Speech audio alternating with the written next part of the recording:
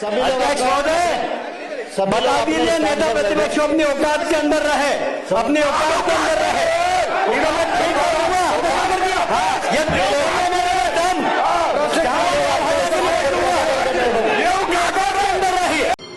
देखिए,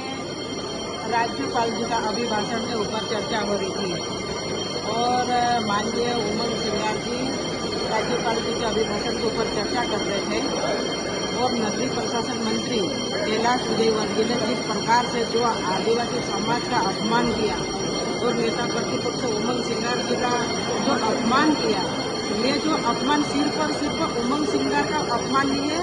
ये भारत के उन तमाम हिंदुस्तान के उन सभी आदिवासियों का अपमान है, क्योंकि आदिवासी इस देश के मूल मालिक है और आदिवासी इस देश के रीढ़ की हड्डी है। और ये जो अपमान हुआ है, ये अपमान पूरे हिंदुस्तान के आदिवासी को आहत हुई है। आदिवासी समाज इसका घोर विरोध करता है और आदिवासी समाज इस देश के मूल मालिक है और अगर मूल मालिक का इस प्रकार से अगर कैलाश विजयवर्गीय के द्वारा अपमान किया जा रहा तो उसके हर जगह जगह पे पुतले दहन हो रहे हैं। और जिस प्रकार से राज्यपाल जी का अभिभाषण चल रहा था, चर्चा होनी थी, तो चर्चा के दौरान ये जो इस प्रकार की भाषा का प्रयोग किया गया,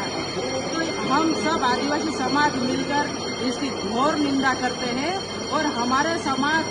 का जो अपमान हुआ है उसके लिए कैलाश विजयवर्गीय जी को माफी मांगना चाहिए या मंत्री पद से इस्तीफा देना चाहिए, क्योंकि इंदौर में भी 33 मौत हुई है दूषित पानी पीने से, लेकिन उनको कोई असर नहीं होता है। तो ये जो आदिवासी समाज है, ये हमारे इस देश के मूल मालिक है और उसका अपमान हम सह नहीं सकते, इसलिए कैलाश विजयवर्गीय जी को माफी मांगना चाहिए। और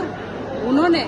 जिस प्रकार से ऐसे बाएं बता के इस देश का अन्नदाता आदिवासी सबका अपमान किया है, उसके लिए कांग्रेस पार्टी हमेशा इसकी घोर निंदा करती है।